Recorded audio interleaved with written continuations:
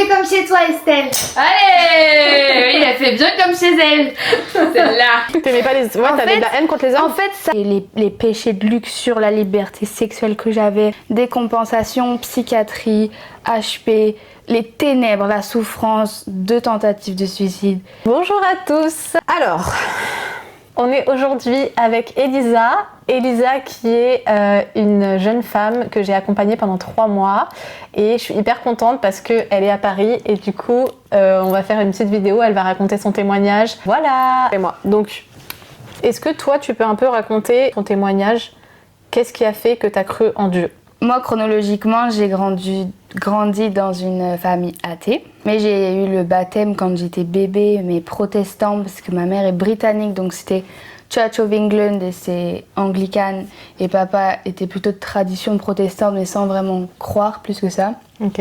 J'ai grandi très heureuse jusqu'au moment vers le Covid il y a 5 ans où ma vie a complètement chuté dans les ténèbres et en fait j'avais plus de sens à ma vie, j'étais complètement en manque justement de sens, de raison de vivre, d'épanouissement. Déjà, c'était une période difficile pour tout le monde au moment du Covid, mais c'était quand même à part du Covid, c'était décompensation, psychiatrie, HP, les ténèbres, la souffrance, 2 tentatives de suicide. Et ça a été échelonné sur 4 ans et 4 ans de douleur non-stop, de dépression et de rire aux larmes, de up-down, à vadrouiller dans un néant. C'est comme si c'était toute une vie 4 ans en fait. Ah oui. Et là, j'en parle avec du recul, mais donc ce qui a fait que j'ai cru en Dieu. Moi, quand ça a commencé en 2020, on m'a internée pour mon bien en psychiatrie, pour donc une décompensation, c'était beaucoup d'hallucinations. J'avais aussi consommé plein de weed, clairement, de toxiques. Et c'était pas tant que ça dans la quantité. Mais on a tous nos neurones qui sont différents et mon cerveau il a pas kiffé du tout, surtout à ce moment de stress avec le bac, etc. Et quand je suis arrivée... Donc là t'avais quoi, 17 ans à peu près? Ouais, et j'étais internée la veille de mes 18 ans. Ah ouais. Dans un état second, enfin j'étais complètement en énorme bad trip en fait. Ouais, et donc là, on t'interne, c'était ton bac tu dis? Ouais, j'étais en bac du coup continu vu que c'était Covid, tout était fermé donc à distance. Fallait gérer Parcoursup, fallait que je gère mon inscription à la fac. Je me suis fait toute une montagne d'avoir 18 ans. Et avec les copains, je me dis purée, ça y est, je vais vers la majorité, il faut que je sois grande femme, il faut que je sois responsable, faire ci, ça. Et tout combiné, plus un peu de weed au... Pour agrémenter le tout. Ouais. Plus tout ça, Et qu'est-ce qui fait que t'es tombée aussi là-dedans, tu sais ou pas? Dans la weed? Ouais. Même mes parents n'ont jamais fumé de tabac, rien que ça, ils étaient toujours purs à ce niveau-là, même mon grand frère, rien. C'était... Tu penses pas que, oui voilà, toi tu dis en fait t'as grandi dans un schéma familial qui était plutôt sain, ouais. C'est pas vraiment des blessures liées à une adolescence où tu te cherches, voilà, par exemple comme... Je pense que c'est beaucoup... Il y a forcément ça aussi. De mauvaise fréquentation. Ouais, ok. Et comme je disais, vu que je suis ouverte en fait dans ma nature, je savais pas mes limites, influençables, mais à zinzin en fait. Tu me proposes un truc, oh bah vas-y, pour dire, je peux le dire au pire. Mais en boîte de nuit, j'avais 16 ans, je crois une des premières fois que je suis allée en boîte de nuit, j'ai bu du poppers. Sans le vouloir, mais parce que ça moi se je connais le poppers que tu sniffes là. Oui, c'est ça. J'ai jamais fait, mais je sais que ça existe. En fait, j'étais tellement alcoolisée que dans mon champ de vision, j'ai vu une bouteille, je pensais que c'était de la vodka. Ah, Seigneur. Et en fait, ouais, Seigneur. Et en fait, non, j'ai bu le poppers, mais ça, c'est comme du décapant. Au javel. On va dire que... Mais tes parents, ils savaient que tu sortais comme ça? Non, tu disais que t'allais chez une copine? J'arrondissais les bords. Je vais chez une copine, papa, maman. Ils connaissaient en plus, c'était ma meilleure amie qui habitait en ville, donc nous on est à la Cambrousse, voilà. Ok, d'accord, bon. Pour en revenir aux moutons, mais je trouve que c'est bien d'en parler parce que les substances, c'est pas comme si personne n'était au courant, faut justement... Oui. Il y a forcément, je pense, un moment dans ton adolescence où tu es confrontée à ça aussi, plus ou moins, parce que c'est vrai que T'as des milieux où c'est vrai, t'y es pas nécessairement beaucoup confronté, mais c'est vrai que t'en as d'autres où, tu vois, moi, comme j'ai été en pension avec des gens qui venaient de plein de sphères différentes et surtout en pension, bah, tu peux être plus sensiblement confronté à ce genre de choses et de manière plus ou moins forte. Et c'est vrai que quand t'es jeune, tu vois, moi j'étais un peu plus jeune que toi, j'avais 14 ans, mon cerveau était clairement pas formé en fait. Et tu te rends pas compte de la dangerosité de comment tu vas réceptionner le truc. Bon, après, je sais pas, moi j'avais déjà raconté un petit peu mon témoignage, un tout petit peu, mais j'ai déjà été confrontée c'est grâce à ça aussi, entre guillemets, que j'ai rencontré Dieu. C'est vraiment un jour en fumant un joint, parce que j'ai fait un bad trip et que j'en ai été guérie après. Mais ce que je veux dire, c'est que tout le monde ne réagit pas de la même manière. Et moi, la manière dont j'avais réagi quand j'ai fait mon bad trip, je sais que ça avait été hyper violent et que personne n'a compris parce que, tu vois, je l'ai su après, mais ce que j'ai fait, il n'y a que 1% de la population qui fait ça à cause de la drogue. Et c'était rien de fou, hein, c'était un joint d'herbe. Sauf qu'en fait, tu as des natures qui sont plus sensibles que d'autres. Et en plus, aujourd'hui, c'est coupé à je sais pas quoi. C'est plus du tout comme l'époque de nos parents où ça faisait rien, quoi. Ouais, c'est clair. Bon. Ah non, c'est ça, exactement. Et c'est la première chose que le psychiatre a dit quand mes parents ont dû déjà un peu découvrir un état second comme ça. Enfin voilà, c'était juste avant mes 18 ans et de voir ta fille délirer complètement, j'étais... Enfin, parce que je me souviens de tout en plus. Mais je faisais des trucs. Donc, maintenant, je le prends à la rigolade. Je dis merci à mes parents qui m'ont aidée et qui ont tout fait pour m'emmener aux urgences quand il fallait. Et puis surtout de demander qu'est-ce qui est la meilleure chose à faire. Parce que les médecins, ils pensaient que c'était neurologique. Ils m'ont fait faire un scanner. Mais je sais plus, j'étais dans mes croyances que j'étais enceinte alors qu'on allait me faire un truc du bidon et tout. Et mon père était mort de rire, mais je le voyais avec une Charlotte. Je disais, mais c'est quoi? Mais je pensais que c'était une caméra cachée, quoi. Et il fallait qu'il me sangle le crâne au scan tellement je voulais tout le temps me barrer. Puis au moment du Covid, tout le monde était masqué. Enfin. Ouais. Ah non, mais un autre monde. Tout ça pour dire que le psychiatre qui m'a vraiment avertie quand je suis revenue à la réalité, donc m'ont interné, comme je disais, interné c'est plus trop un mot qu'on dit maintenant, mais pour me protéger, j'aurais pu me faire du mal à moi-même ou aux autres, donc à contre-cœur, ils ont préféré... Comment t'appelles ça? T'aurais une bouffée délirante? Enfin, c'est quoi? C'est ça, ça s'appelle bouffée délirante aiguë. Donc pour les gens que ça leur parle, c'est un géant bad trip. Hallucinations auditives, visuelles, tout ce qui s'ensuit, t'es plus toi-même. Et donc voilà, donc ça peut toucher différentes zones du cerveau que, comme tu dis, quelqu'un qui fume du shit pendant 15 ans, ça va rien lui faire. Ça me fascinait. Je voyais moi aussi, j'avais plein de potes comme ça, laisse tomber. Hein. Je suis en mode wow. Non, on n'est vraiment pas égaux face à ça. Et donc après, là et alors après, qu'est-ce qui s'est passé? Donc ça a été un événement. Voilà, donc ça c'était un peu l'élément qui a ouvert toutes les portes, quoi. Un petit peu, ok. Ouais. Et je suis restée, on va dire, 10 jours à peu près dans cet hôpital psy. Et puis après, quand je suis rentrée chez mes parents, c'était tout l'été du coup. J'avais été acceptée à la fac de langue en plus, mais vu que j'étais complètement zinzine, sur l'écran avant l'HP, je voyais pas que j'ai été acceptée. Je comprenais pas. Je dis ouais, ils se foutent de moi là. Mais en fait, donc là, je rentre de l'HP encore un peu. J'ai fait un peu d'hôpital de jour, toujours en psychiatrie, pour être suivie du coup par les médecins, voir un peu comment ça se remet doucement. Si je veux vraiment résumer le truc, c'est que après ça, je suis rentrée de l'HP, j'ai vu la psychiatre, elle a dit de but en blanc à ma mère et moi, votre fille, il y a 2 options. Là, elle a l'air d'aller mieux. C'est soit elle finit dans la branche, elle prend le chemin de la schizophrénie, elle a déclenché vis-à-vis pas que de la drogue, c'est pas que ça qui m'a, on sait pas. Et ça a pu juste déclencher une patho qui se découvre à cet âge-là. Elle énonce la bipolarité, la schizophrénie et d'autres, mais c'est les 2 principaux borderline. Et soit elle prend le chemin, pas de mots, juste sans pathologie, saine d'esprit, et ça s'arrête là, quoi. Le cauchemar est fini. Et moi j'allais trop bien, je dis je vais aller à la fac, ça va être super, let's go. Oui, voilà, tu reprends ta vie en fait. Je pense que c'était fini pour toi. Ouais. C'était juste un petit passage. Ouais, c'est ça. Et puis j'étais dans le rythme, tu vois, encore. Je savais que j'allais à la fac, c'était concret, Ok. Je vais à la fac, et puis j'ai fait 2 semaines.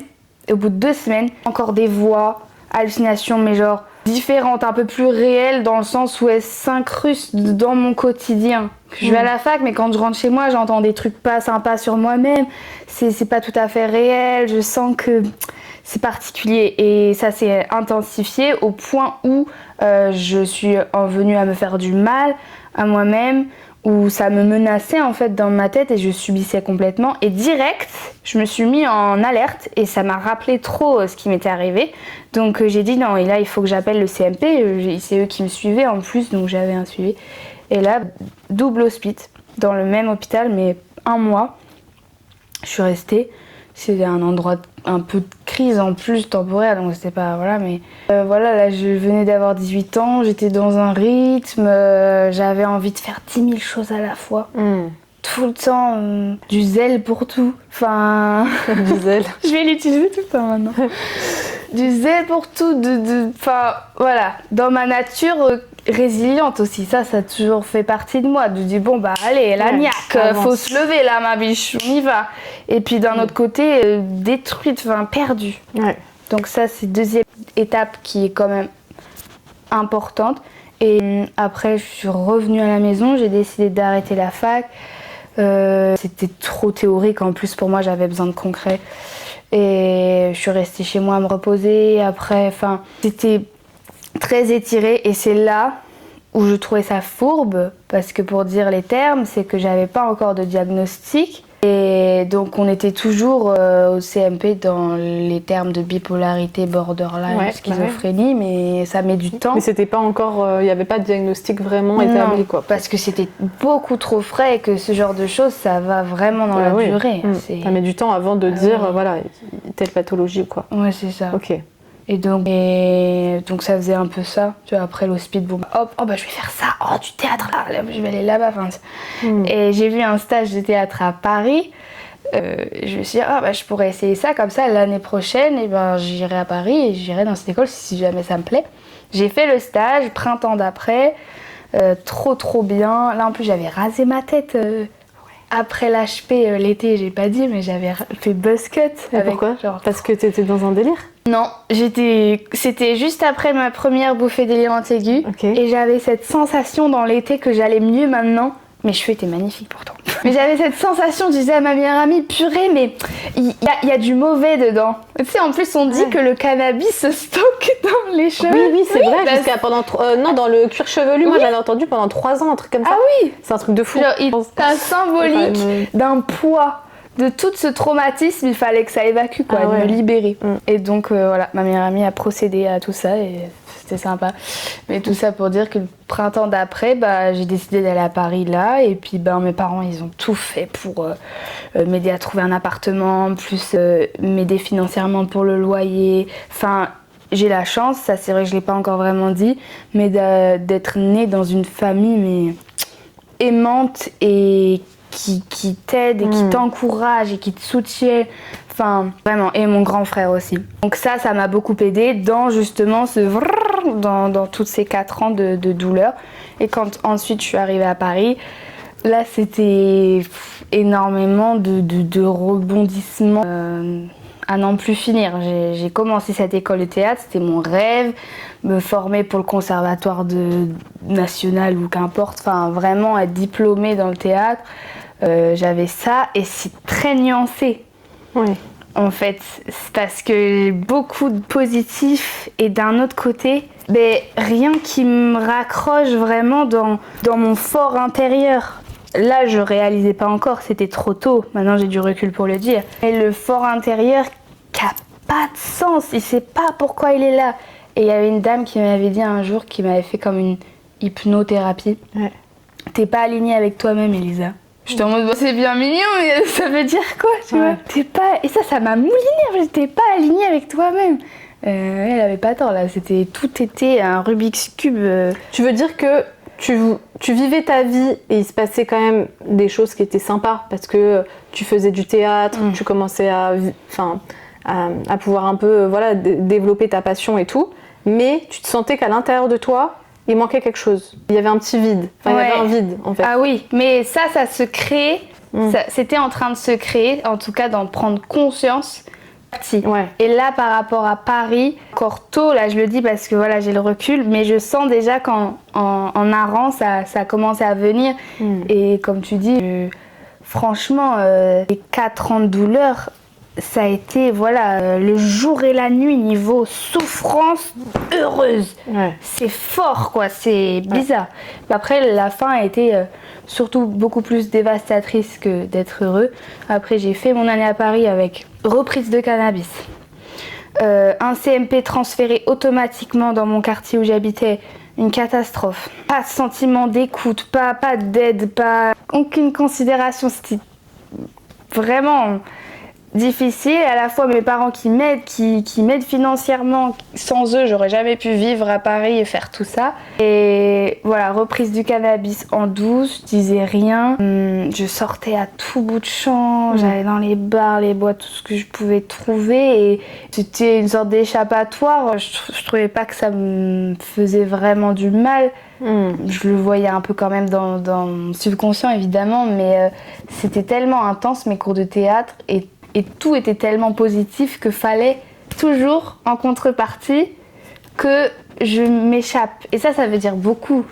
Enfin, pour moi, t'es pas totalement épanoui si tu dois contrebalancer par de l'autosabotage, te libérer à tout prix. Comme on disait au début, ma nature, je suis arrivée sur Terre, je dis alors on va tout faire, tout ça je veux faire ça, toi, oh viens, allez, laisse-moi. Ouais, carrément. En fait, après ça, au bout de la fin d'année de Paris, pareil, j'avais déjà fait un HP et après, à la fin de l'année scolaire, je participais presque plus du coup au théâtre, j'allais plus trop en cours et je voyais bien que Paris non plus c'était pas fait pour moi et ça, pareil, c'est aussi un trait du diagnostic que je vais dire que j'ai eu du coup après, la stimulation de la ville hyper intense. Tu sors de chez toi, t'as déjà 3000 rythmes des gens, alors faut que tu t'adaptes au tien d'abord. C'est surtout quand t'es une bonne campagnarde et qu'aime la nature et la sérénité. Et ça, franchement, même pathologie ou pas pathologie, c'est hyper important. Je trouve que chacun réalise comment chacun fonctionne le mieux. Tu vois, ton élément peut être complètement différent de celui de Brigitte en face. Ma mère, elle s'appelle Brigitte. C'est vrai. Ça, c'était le plus crucial, entre guillemets, c'est le point marqueur. Le dernier HP que j'ai fait, c'était plus une clinique. Et en fait, donc à Paris, c'est là où je suis entrée dans l'établissement en dépression morbide sévère. C'était clairement le terme, enfin pas plus il n'y a pas, enfin sans rentrer trop dans les détails, c'était juste, j'existais même plus trop, enfin il y avait trop de tristesse, trop de souffrance. Et en fait, je suis arrivée dans la clinique, un désastre, cette clinique, ils n'avaient pas de serviette de bain. Okay. Juste à côté de Paris. Ils n'avaient pas de serviette de bain, on se séchait à la douche avec des draps, on pouvait fumer des clopes dans sa propre chambre parce qu'on n'avait pas le droit d'aller dans le parc. C'était lunaire. Alors déjà que moi, j'étais pas trop raccord. Je suis en mode, mais what? Je fais des insomnies pas possibles. Et c'est là où en fait, après, je sais pas... 3 jours dans la clinique, ils avaient commencé à mettre sous un antidépresseur. Mais jusqu'à là, avant, je le précise quand même, ils me donnaient avant des régulateurs d'humeur. Donc ça fonctionnait, pas vraiment parce que j'étais dans un état pitoyable, mais vu que j'avais pas de diagnostic, ils tâtonnaient quoi. Donc là, vu que c'était encore plus catastrophique, ils m'ont donné un antidépresseur. Et en fait, en 24 heures, je suis montée dans les cieux, mais alors à toute berzingue, mais un truc de fou.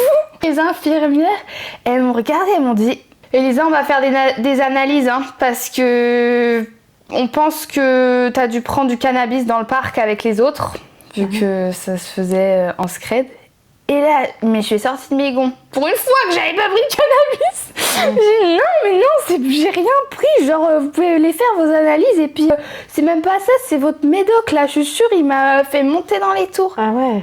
Et là, en le disant, j'ai moitié compris ce que je venais de dire, mais parce que eux avaient réalisé dans ma phrase, c'est votre médoc qui m'a fait partir. En fait, c'est un facteur révélateur d'un bipolaire. Si tu lui donnes un antidépresseur, et bah il peut monter en phase maniaque, ce qui est la phase up, exaltée, pump it up. Donc tu veux dire que quand tu prends un antidépresseur quand t'es bipolaire, tu peux avoir ce symptôme de tu dis partir dans les tours, mais en fait faire... C'est une phase maniaque, donc c'est l'inverse de la dépression. Tu fais des insomnies, tu dors pas, tu danses, tu chantes, c'est ça, t'es hyper active. Alors voilà. T'as 10 000 idées à la minute, tu veux tout faire, tu penses que tout est possible et tout quoi. Les bipolaires se reconnaîtront.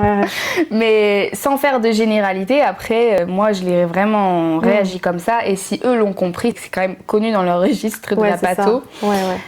J'ai fait et là ils ont fait bon, on va pas faire d'analyse, on va creuser avec le psychiatre. En fait ils ont capté quoi. Ils ont capté. Madame, vous êtes bipolaire, allez. Ouais bah oui. Mais du coup oui. Donc là en fait ça a été là t'as été diagnostiquée. Voilà. Mais c'était tellement tout frais que je sais plus trop comment je l'ai pris.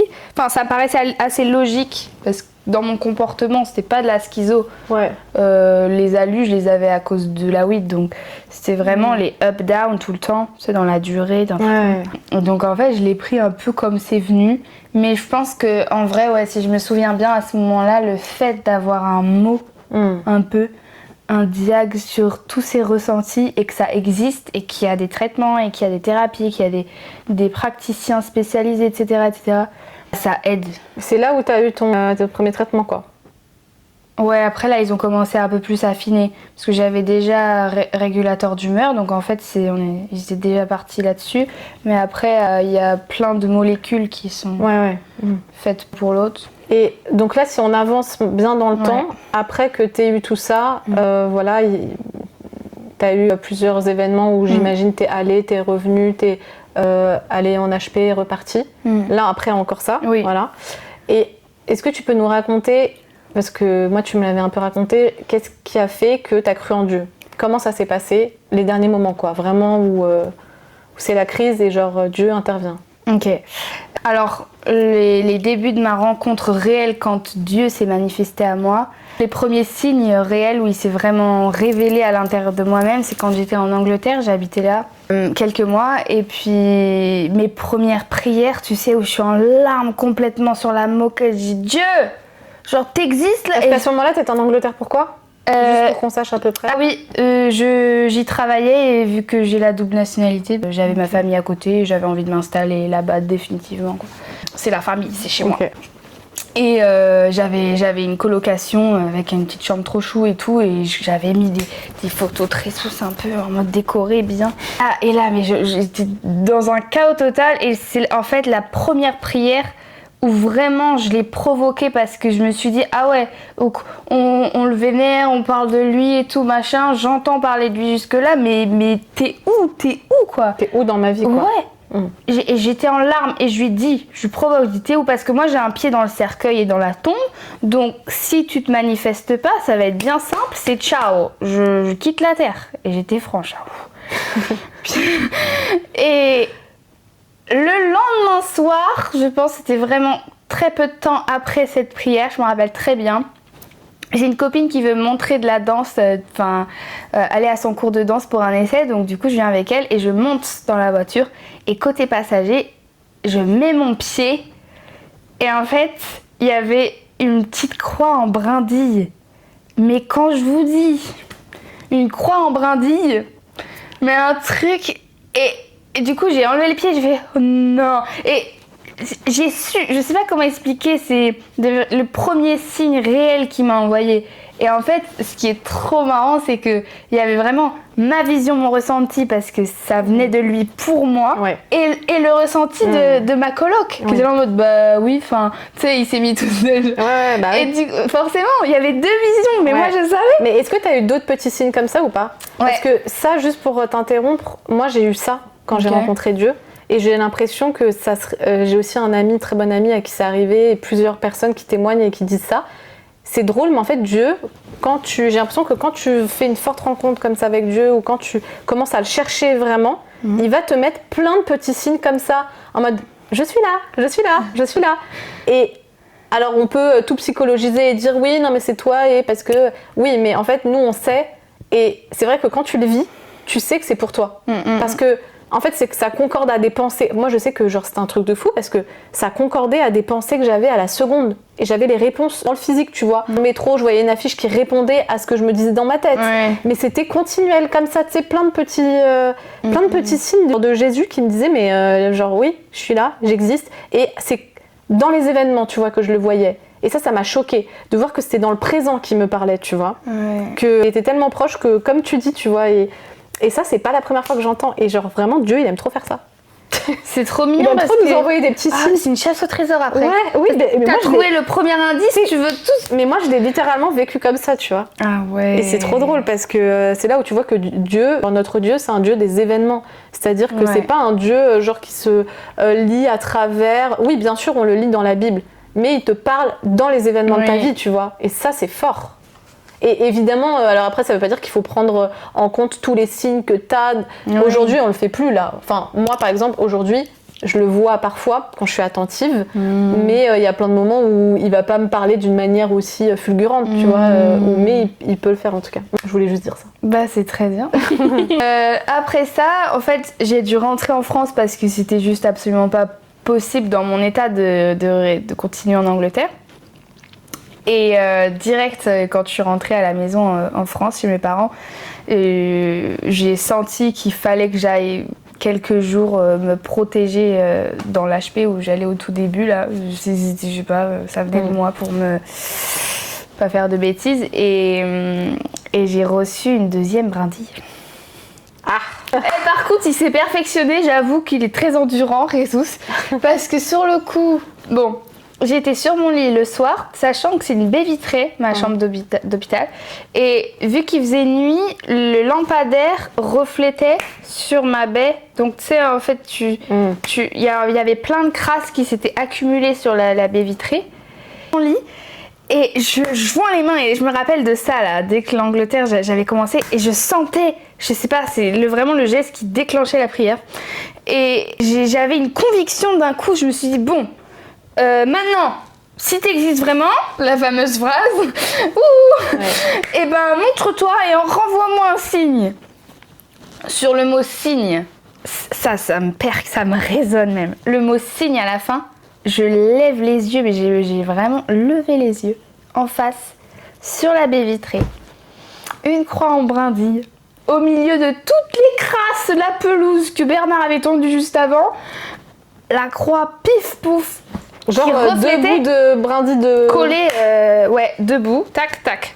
D'arbres, genre des brindilles d'arbres. Ouais. Et ça m'avait fascinée parce qu'en plus t'avais vraiment le lampadaire dehors qui l'illuminait. Enfin, moi j'ai juste toi, fait ça. Toi t'as vraiment vu Dieu quoi là. Et j'ai du coup je suis plongée par terre et je me suis mis genre vraiment à 2 mm du carreau et j'en revenais pas. Je tournais autour en mode tu sais le musée du Louvre. Et c'était ma deuxième, mais du coup j'ai fait le lien avec celle d'avant. J'ai fait une story. J'avais une gueule de complètement droguée par les médocs, c'est comme ça.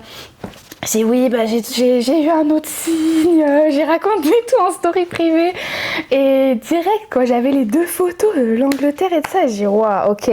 Donc en fait, là dans les ténèbres la maladie, c'est là où j'ai reçu les 2 premiers signes dans les événements. Mais aussi, enfin, tu peux me dire ce que t'en penses, mais c'est là où vraiment il y a un signe que j'ai pas évoqué parce qu'il se manifeste pas matériellement, mais le fait de prier, d'avoir la force et l'appel à la prière, parce qu'à ce moment-là sur mon lit, si j'avais pas fait la prière, j'aurais jamais regardé tu vois.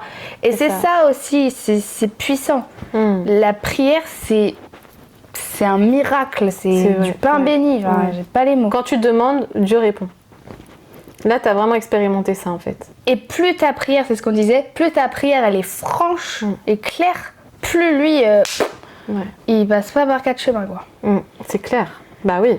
Et puis ça me fait penser à la prière de Sainte Thérèse de Lisieux. Enfin, c'est Sainte Thérèse de Lisieux qui dit ça, qui dit on obtient de Dieu autant qu'on en espère.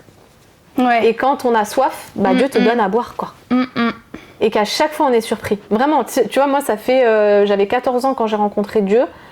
Ça fait plus de 10 ans et à chaque fois je dis en fait moi je manque de foi mais toi toujours tu réponds bien mieux que ce que j'imagine. Ça c'est fou tu vois de voir toujours Ok. Et alors, du coup, après? Alors après vient la dernière ligne droite, comme j'aime l'appeler. À partir de ce signe, j'avais forcément plus de conviction en moi. J'ai commencé à faire un camp chrétien dans une paroisse que je connaissais pas à côté de chez moi. C'est là où je me suis ouverte aux autres catholiques aussi. Enfin, un monde à part. En plus, moi j'avais le cliché des cathos, tu sais. Mais t'en racontes un peu. Tu pensais quoi du féminisme? Tu pensais quoi de tous les combats dont on parle, tous les combats liés à la liberté sexuelle, à toutes ces problématiques aussi liées tu vois, au transgenrisme, machin. Ouais. Mais surtout par rapport à la liberté sexuelle aussi, par rapport à... Toi, ta vision, c'était quoi? T'es pas issue d'une famille chrétienne. Ah oui, donc, oui. comment t'étais à ce moment-là? Genre, Oui. comment tu pensais? C'était quoi ta vision? Ok, bah juste pour préciser ma vision des choses et comment moi j'étais et comment j'agissais en fait avant d'être sauvée, c'est que déjà par rapport à toutes les idées féministes, politiques, des engagements, comment tu dis, sociétaux, ce qui m'entourait en fait, comme je disais, je suis née dans une famille pas chrétienne du tout et donc des idées très libres. Mais moi, j'essayais de me construire un peu, tu vois, pour dire les termes très directs, ça vote à gauche, bah ça vote écolo, je veux dire, j'essayais au bout d'un moment de me créer quand même un discernement. Ouais. Dans le côté féministe, par exemple, c'est tout ce que je voyais sur les réseaux, tout l'environnement que j'ai pu côtoyer dans ma vie à Paris, partout, enfin toutes mes fréquentations, c'était je manifestais. Manifester où, par exemple? Moi, j'allais à la Gay Pride. Tu pensais quoi, par exemple, de coucher avec des garçons? C'était quoi pour toi? Moi, j'étais dans la case. Moi, je vais le dire, je couchais avec des meufs, j'étais carrément dans ça, mais même mes stories, mais tout ce que je renvoyais, enfin mon quotidien, c'était liberté sexuelle, t'aimes un tel, et bah vas-y, un homme avec un homme, une femme. Tu peux faire ce que tu veux, tout est bien et c'est pas grave. T'imagines, en plus ça va clairement avec, comme je disais au début, Elisa absolument ouverte sur tout depuis que je suis née, influençable, naïve et tout simplement empathique aussi énormément, tu vois, qui est pour l'amour de tout le monde. J'avais absolument aucun frein à dire ah ben non, je suis contre les LGBT, ah non, c'était... Et bah forcément, j'ai du recul maintenant et Jésus a changé tout ça. Difficile à expliquer comment ça s'est fait parce que pour les personnes de l'extérieur, c'est normal. Ils se disent mais ah oui voilà t'es catho, ah ben voilà. Les personnes de l'extérieur se disent c'est normal. Enfin en fait c'est normal de penser comme ça. De penser comme être pro-LGBT, liberté sexuelle, on peut coucher avec n'importe qui, c'est pas grave. C'est si tu penses pas ça que là t'es pas normal. Oui, voilà. Ouais. Mais c'est vrai que moi, comme j'ai changé de mentalité assez jeune, j'ai été confrontée à ça plein de fois, tu vois, à l'école et tout ça. Mais j'ai pas... C'est vrai qu'en fait, c'est tellement dans l'air du temps qu'on peut pas dire on pense comme ça parce que tout le monde pense comme ça. C'est ça la réalité, en fait. Oui, c'est ça. Mais maintenant, tu vas à contre-courant, mais sauf que j'arrive... Dieu merci, Dieu existe, c'est très français. Mais j'arrive dans une période de ma vie, ça fait 1 an que j'ai été sauvée, je vais en parler juste après, comment le Christ a sauvé mon âme. Mais c'était tout nouveau, j'ai l'impression d'être un nouveau-né. Et d'être en mode, merde, mais putain, j'aime pas les femmes maintenant. Mais tu vois, je me suis pas réveillée un matin et c'était comme ça. Bon. Mais tu penses vraiment que t'aimais les femmes? Je sais pas, comment veux-tu appeler ça autrement parce que... Mais depuis jeune, genre... Non. C'est venu plus tard. Mais vers mes 16 ans, plus jeune, j'étais... Mais du coup, pour toi, t'étais bisexuelle. Et j'ai eu une période full lesbo. Tu me parlais pas d'homme. Je parle grave avec mon jargon. Ah non. On peut pas me dire que je suis pas naturelle. J'avais une période de full lesbo, mais je parlais comme ça, tu vois. Enfin, ah ouais. J'avais des sentiments profonds. Pour les quelques femmes avec qui je suis sortie, c'était pas juste... Alors, on va mettre un truc au clair. Ah oui. On n'est pas en train de juger les personnes qui sont homosexuelles. C'est pas ça le problème, d'accord? C'est juste de dire... C'est ça qui est très dur aussi pour les personnes qui ont cette orientation sexuelle, c'est que ce n'est pas juste une orientation sexuelle. Il y a tout un monde, tu seras d'accord je pense avec ce que je dis, où tu me coupes. C'est très bien qu'on le précise. Ouais, il y a tout un monde qui va avec. Moi je le vois avec mes amis qui ont cette tendance et ces attirances. C'est très dur pour eux parce que tous leurs potes sont de ce milieu, il y a les sorties qui vont avec, il y a tout ça. Et on peut pas dire que ça n'existe pas. Ça existe. C'est pour ça d'ailleurs qu'à Paris, tu as des boîtes de nuit, tu sais que tu vas rencontrer que des homos. Et tu y vas pour ça en fait, quand tu es homo, tu vois. Vas-y. Et qu'en fait, quand on dit c'est un péché, donc l'acte, c'est une blessure. Et si je me prends un exemple pour que ce soit plus concret, pour moi, c'était de la perdition, en fait. Alors oui, sur le moment, j'avais aucune notion de ça, et je préfère bien le dire. Sur le moment, c'était mon droit, voilà, choix. Voilà, féminisme à donf, les hommes, toi, enfin... T'aimais pas les... Ouais, t'avais de la haine contre les hommes. En fait, ça allait. J'avais pas trop cette... revenge là, cette haine envers les hommes parce qu'ils m'ont pas blessée. Oui, et t'as eu une bonne histoire familiale. Voilà, et ça aide. C'est cool. Le voisin, il est d'accord. Mais quoi alors par rapport aux hommes? Quand tu dis, t'avais quoi par rapport aux hommes? T'aimais aussi les hommes ou t'aimais que les femmes? Alors moi j'ai été hétéro depuis mon plus jeune âge. Mon premier amoureux, Titi, se reconnaîtra très bien. Et on va biper le nom parce que... Ah oui. Oui, non, j'étais full hétéro jusqu'à vers mes 16 ans. Et comme on parlait d'expérimentation tout à l'heure, c'était ça. C'est tiens, pourquoi pas. Et puis après, les applis de rencontre très très jeunes, au lycée, tout début lycée, je me suis mise sur Tinder. Là, t'as l'impression d'aller au distributeur en fait de chocolatine en face de chez toi. Et je me rendais pas compte du tout. Je préfère bien préciser quand on raconte ça que là, j'ai ce recul de perdition et de désastre affolant parce que je me mettais aucune limite et je me suis mise en danger maintes et maintes fois. Et sur le moment, j'étais toujours plus de droits, tu vois. T'étais dans le mouvement girl en fait. Power, à pas penser avec mon propre crâne, mais avoir aucun discernement, juste suivre. Et puis moi, je me suivais avec mon discernement. Parce que pour moi c'était légitime de penser comme ça. Il y avait le fameux mot qui me venait, c'était facho si on me disait que mon mode de vie était discordant, tu vois. C'est vrai que ce mot, le mot revient beaucoup maintenant. À toutes les sauces. Mais maintenant, t'es catholique facho. Ouais, c'est ça. Mais en fait, je pense que je suis aujourd'hui, si je rencontrais la Elisa quand j'avais cet âge-là, il y a quelques années, je me traiterais de avec ton petit foulard sur les épaules. Oui, donc comme je disais, je suis personne pour juger tout ce qu'on vient d'énumérer. Je veux dire, le comportement que j'avais moi quand j'étais plus jeune, il était tel qu'il est. Voilà, comme on disait, le péché c'est l'acte. Je pourrais jamais, au grand jamais, juger quelqu'un pour son homosexualité, pour sa transidentité, pour son féminisme malgré qu'il soit très ardent ou je ne sais quoi, ou une opinion politique, ou même pour rien en fait, parce que Dieu seul juge, et surtout que je l'ai vécu. Donc ce que je juge, comme on disait, c'est la blessure, c'est la conséquence, c'est l'acte en lui-même. Il faut vraiment, pitié, que ça rentre dans les caboches. Faire la différence. Et après, ça veut pas dire que aussi humainement, ça nous arrive de juger, il faut le dire, tu vois. Évidemment. Et parce que nous, on n'est pas parfait et que voilà, mais c'est vrai que c'est important aussi on n'est pas... Le chrétien, c'est pas celui qui est parfait, c'est celui juste qui reconnaît qu'une action n'est pas bonne ou une action est bonne. C'est-à-dire qu'il y a le discernement. Pour moi, c'est ça le chrétien, tu vois. C'est quelqu'un qui a la capacité à demander le discernement et qui l'obtient de Dieu, tu vois. De voir que, oui, il est capable de faire telle action. Mais ça fait pas de nous des gens parfaits. Ça peut nous arriver de aussi nous moquer gentiment. Parce que aussi, tu vois, moi, là, on vient d'avoir un fou rire parce que je me moque gentiment d'elle. Mais en fait... on se comprend parce que moi-même, ça me ferait hyper rire si on se moque de mon passé ou de ma manière d'être parce qu'on sait qu'on est sauvé déjà, on sait que Dieu nous pardonne et surtout, on prend du recul, on sait qu'on est humain et c'est drôle en fait. Faut savoir aussi... il y a des nuances. Faut savoir rire de tout les gars. Ouais, c'est vrai. Voilà. Et je rebondis, mais être chrétien, être catholique ne veut pas dire perfectionne. La seule... perfection qui existe, c'est le Seigneur Jésus-Christ, c'est ça, on en a bien conscience.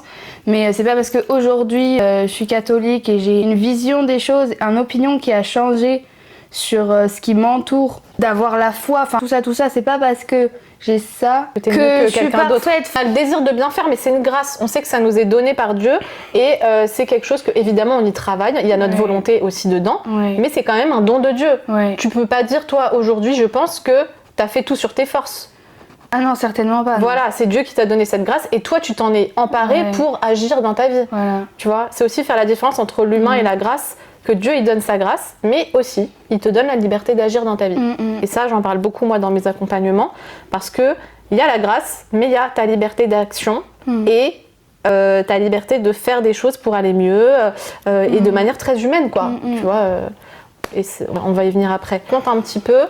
Donc voilà, t'es passé de cette vie un peu à il y a eu un élément là dans ta vie, un déclencheur qui a fait que t'es basculé complètement et que t'as vraiment changé de vie. Ce qui a tout bouleversé pour moi, c'est la dernière, entre guillemets, manifestation du Christ. Ça fait maintenant 1 an que le Christ m'a sauvée, août 2024. J'avais signé un pacte avec moi-même, entre guillemets. J'allais tellement mal, j'avais beau avoir un diagnostic, j'avais beau avoir un traitement, j'avais rien, j'arrivais plus vraiment à me connecter avec le Seigneur. C'était malgré toutes les grâces qu'il m'a envoyées, les signes dont je vous ai parlé là, ma douleur était beaucoup plus profonde et j'avais besoin de sa révélation en moi. Et en fait, vu que j'arrivais plus et que je recevais rien parce que j'étais pas en état de tout ça, je m'étais remis dans la weed, mais vraiment là, mais à un stade, j'avais tout caché, j'avais rien dit à personne. J'avais pris un stock énorme et je fumais non-stop tous les jours, genre 4 fois par jour, tout le temps, matin, midi, soir.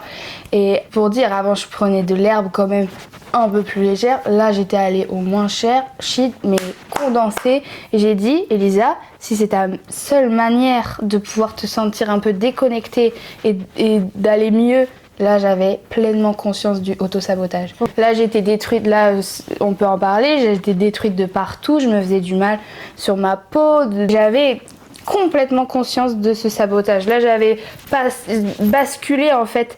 J'étais lucide de tout ce que je me faisais du mal à moi-même. Je savais même tous les péchés de luxure, la liberté sexuelle que j'avais. Tous ces péchés-là, j'en avais pleinement conscience que c'était des blessures, mais je comprenais pas pourquoi. Et ça, c'est dingue en fait quand je le vois maintenant. Je comprenais pas pourquoi pourquoi je culpabilisais. Je voyais que c'était pas bon pour moi, mais c'était mon seul échappatoire. J'avais plus d'autre issue. Ouais, je fumais. Au bout de, je dirais, 2 mois après, mon cerveau il a commencé à... Il aurait pu disjoncter bien plus rapidement, mais bon. Surtout que tu avais arrêté les médicaments là.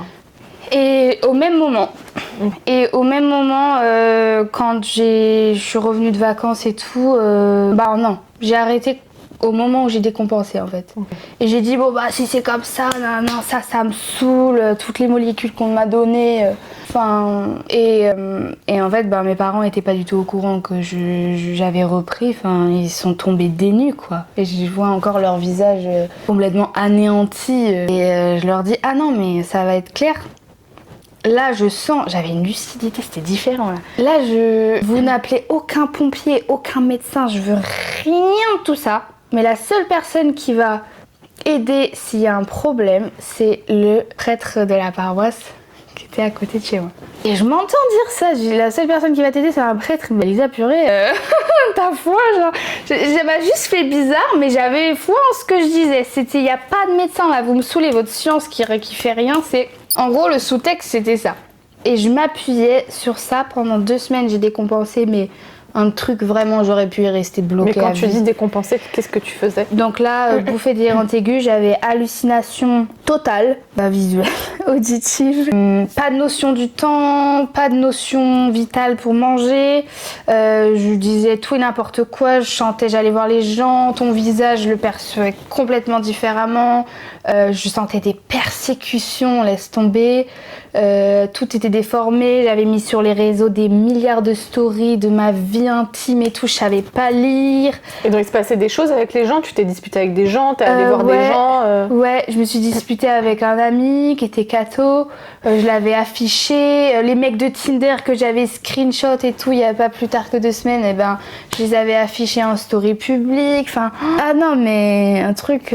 Et donc, pendant cette 2 semaines-là, mes parents, concrètement, ils essayaient. Donc, franchement, mais genre, j'ai un sentiment de reconnaissance énorme et ce sera éternel. Et ils ont respecté ma volonté de pas m'envoyer avec les pompiers ou quoi, parce qu'ils ont fait ça tellement de fois en plus dans leur vie. Je pense qu'ils avaient plus le cœur à ça. Ils m'ont accompagnée, ils m'ont emmenée à la mer. Ils ont pris un Airbnb pour que on ait un balcon, vraiment le balcon de mes rêves. Quand j'étais petite, on passait devant avec William, mon frère, et puis on s'imaginait habiter là. Enfin, c'était. Et pourquoi tu penses qu'ils ont fait ça? Parce qu'ils savaient que c'est pas ça qui allait te guérir. Non. Mais en fait, vu qu'ils voulaient pas que j'aille en hôpital, pour me rassurer, ils se sont dit ça va passer? Ils prenaient à l'instant présent. Ah waouh. Ouais, c'est fou. Mais mes parents, ils prenaient à l'instant présent. Et c'est les seuls qui connaissent cet état. Ils l'ont connu plusieurs fois. Avec toi, ouais. Ils me connaissent bien, donc du coup ils faisaient vraiment second. Et ça a été très très dur pour eux. Je dis pas que c'était très très dur.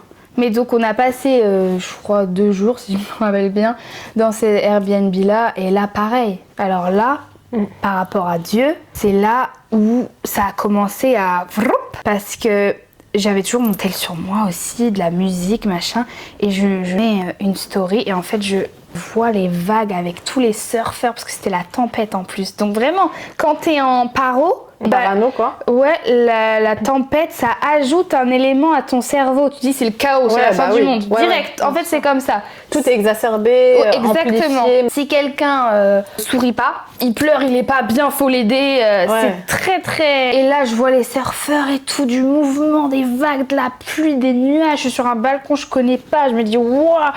Enfin, il y a trop d'éléments.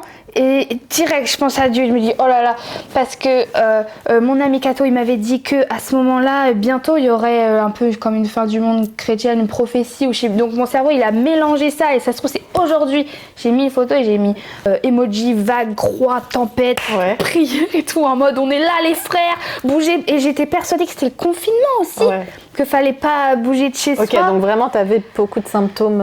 Voilà. Assez... Mais c'est là où Dieu, il était présent sans forcément que lui s'est manifesté pour le moment, mais il était tout le temps dans ta tête. Là, c'était dans ta tête. Ah ouais. Et là, du coup, ça faisait du bien quand même parce que j'étais rattachée à quelque chose qui me semblait rassurant. Et en fait, après, le lendemain, il me semble à peu près, à la fin du séjour, j'ai mis la musique à fond et je mettais plein de musique que j'écoutais beaucoup, Diams et tout là, des trucs.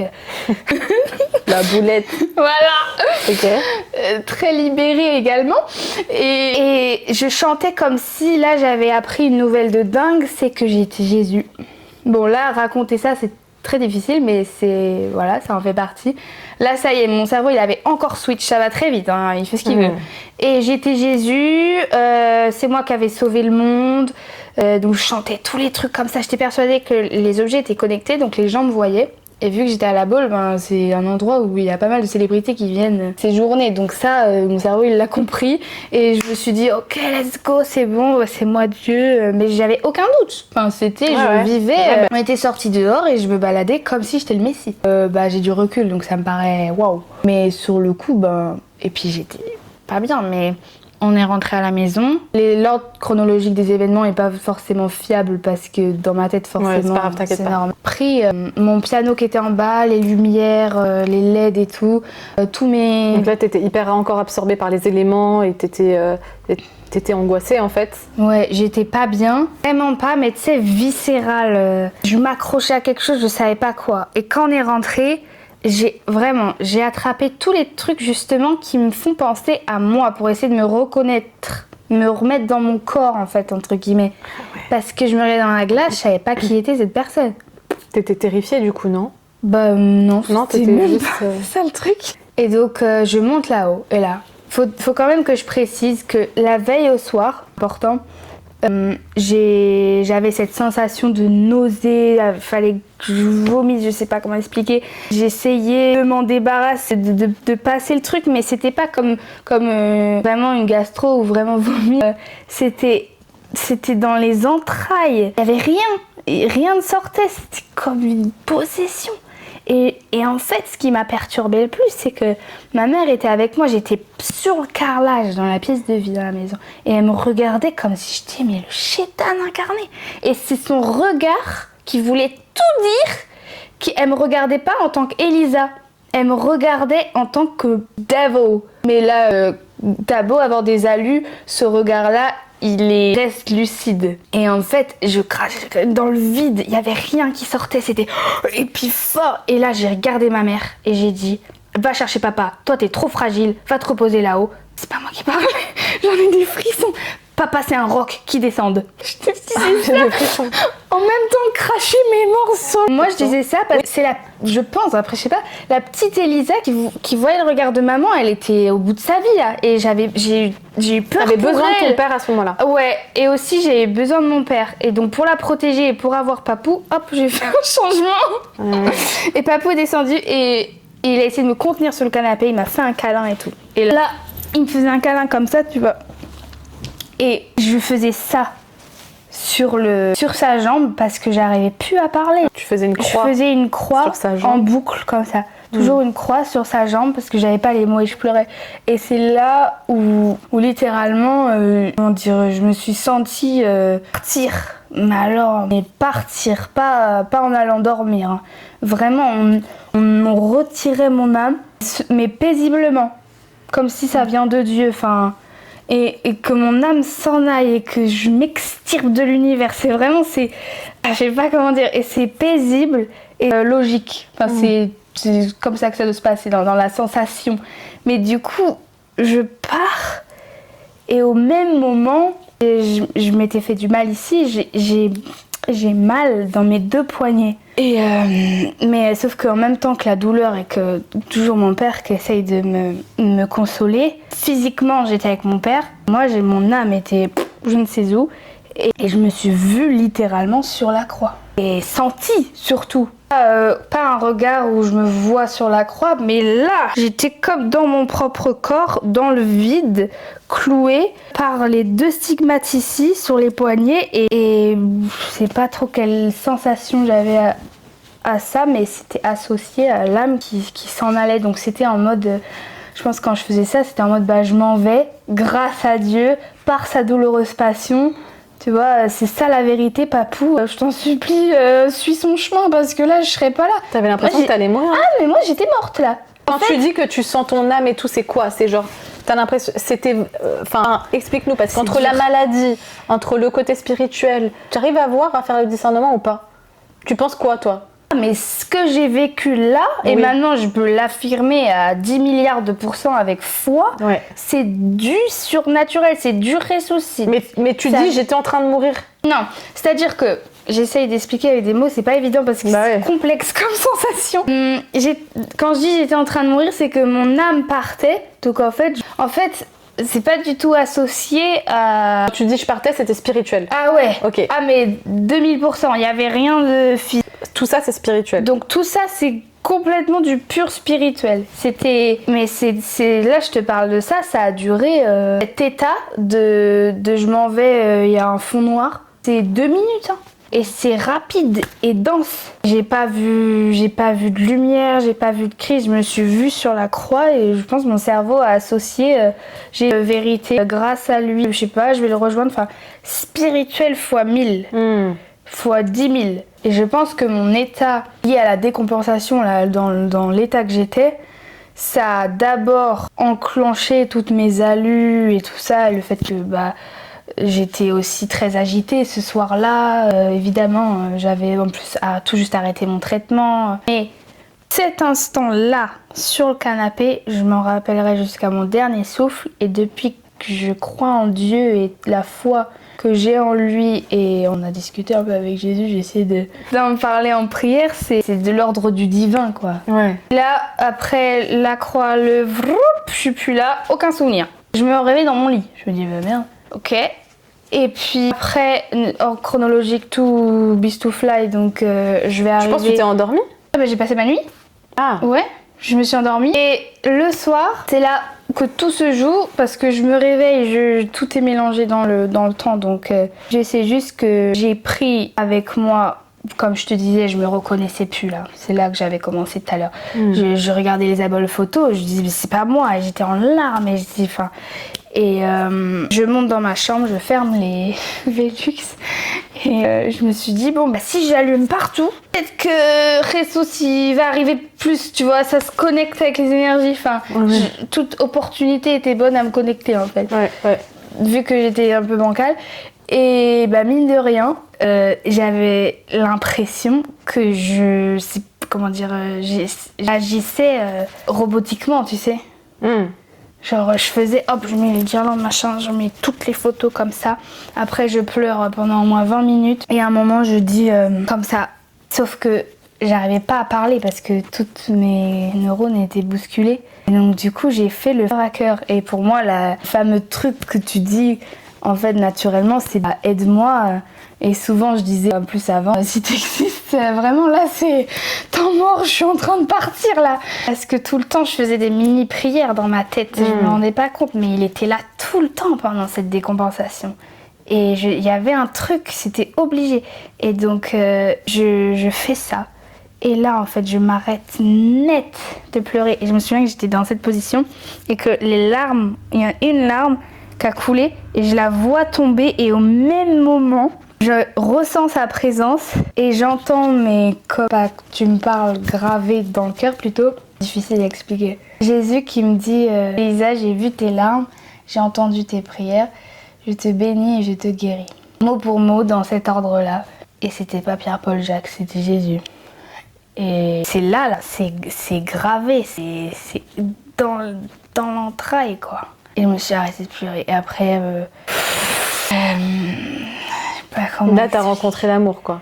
Ouais. T'as ressenti un amour de Dieu. Ouais. Et c'est quoi cet amour? Tu peux pas dire... c'est compliqué d'expliquer. C'est très compliqué. Mais t'as ressenti son amour. J'ai ressenti, pour la première fois de toute mon existence, l'amour de Dieu, de Jésus, sa miséricorde, sa paix, sa t'enveloppe. Et c'était en plus, ça c'est magnifique pour les autres, hein. C'est un témoignage, c'était physique dans le sens où c'est grâce après, les jours d'après, ça me collait à la peau. Et je sortais n'importe où faire un petit tour de vélo autour. J'avais l'impression d'être couverte comme un petit ange. Mais couverte de quoi? Bah, d'une pellicule de lumière, de grâce, d'auréole qui brille, là, je suis protégée, je sais pas. Tu sens son amour? Ouais. Après, là, j'ai toujours des bribes, tu vois, c'est un peu dans le désordre. Mais en gros, tu sens que ta vie, elle va changer. Ouais. Et alors? Et c'est... Ah oui, ça j'ai pas dit, mais c'est... net.